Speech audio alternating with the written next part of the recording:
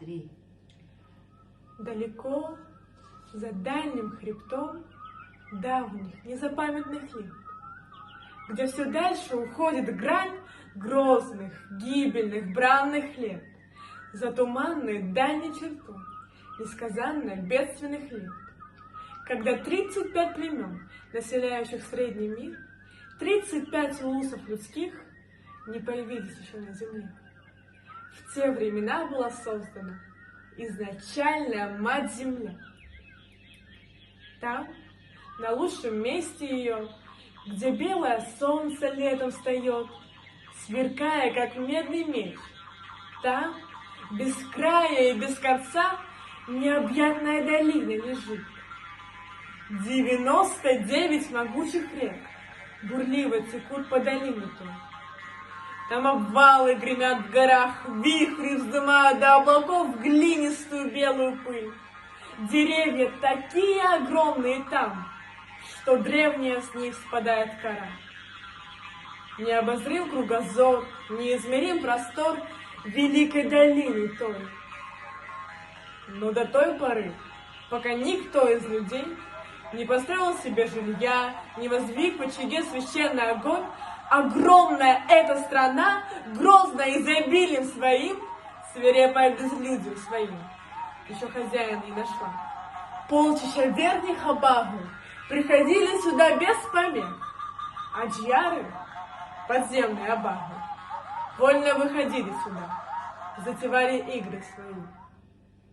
А потом исполины Аи, те, кого не выдерживает земля, решили жизнь основать в срединном мире земном, навсегда устроить его немеркнущую судьбу.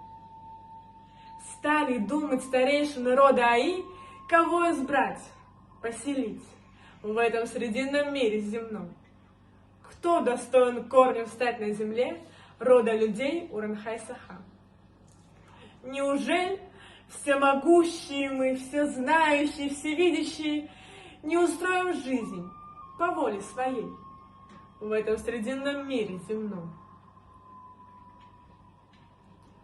У великого Аинга Сиерта Иона, чье дыхание нежный знон, и у прекрасной супруги его, у жены властелина небес, подобной ликом своим отблеску вечернего солнца, Аи Норалдын Хатун, родился сын богатырь.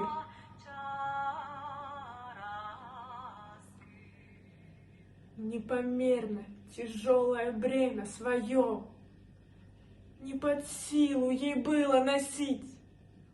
Задолго до 9-лунной поры из чрева прекрасной Хатун, растогнув утробу ее, одержимо неистовством бунтовским, выкатилось каменное дитя. Звонко, отрывисто, хохоча, пронзительно крича: «Эй, вы, черные плуты, лукавые псы! Кого вы вздумали испугать? Кого обуздать, проклятию предать? Вот пришел я, вам на беду, по вашему грозному я суду вброд, как по мелкой воде пройду. Растопчу я, вихрем смету племя верхних абагы, раздавлю жилища и очаги нижних абагы. Очень уж вознеслись, растолстели вы, у пешего посоху конного плеть вздумали отбирать. Видно, жиру взбесились вы. Ох, и задам я вам. Я заставлю верхний, надменный мир голосить, вопить. Я заставлю нижний мир скрежетать и выть. Я реветь заставлю средний мир. Так, ногами суча, кулаками стуча, каменное кричало дитя.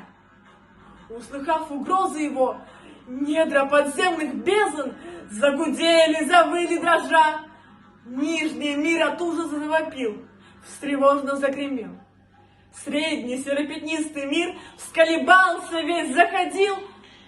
Встревожились, поднялись старейшины, говорили: горе нам, братья, досада, беда, злые он изрыгает